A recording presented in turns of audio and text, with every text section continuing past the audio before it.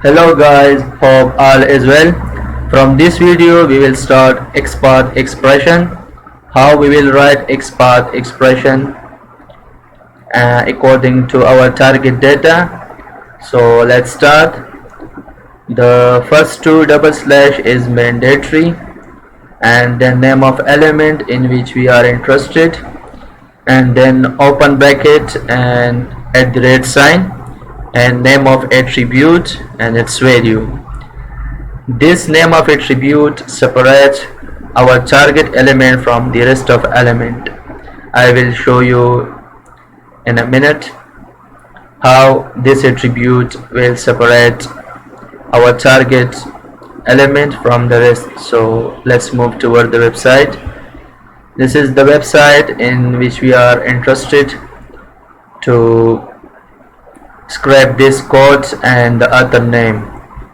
Before going to further, these two fields are inside this container. So our first goal is to find Xpath expression for this container. Then we will go inside each container and find the element for the code and the author. So press F12 from the keyboard. You will see this window, and at the top you will see this arrow option.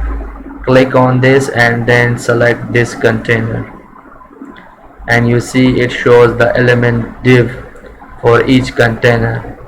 So press Ctrl+A from the keyboard and you will see the cursor is blinking here. The syntax for Xpath expression, the first double slash here is mandatory.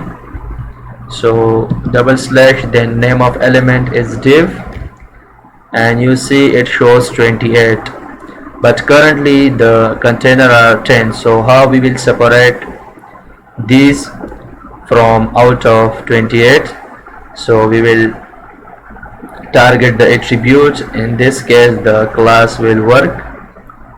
So for writing attribute, you will first write the open bracket and then @. So here open bracket @, then the name, in this case class, and its value is code. So write code and then close the, and you see it shows 10. So we successfully get our target container in which we are interested.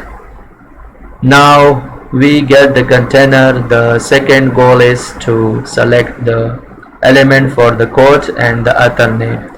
So click on this icon and you see it shows span and div. The first span is for the code and the second for the author name, and the third child element, which is div, for tags. So we are interested currently in these two.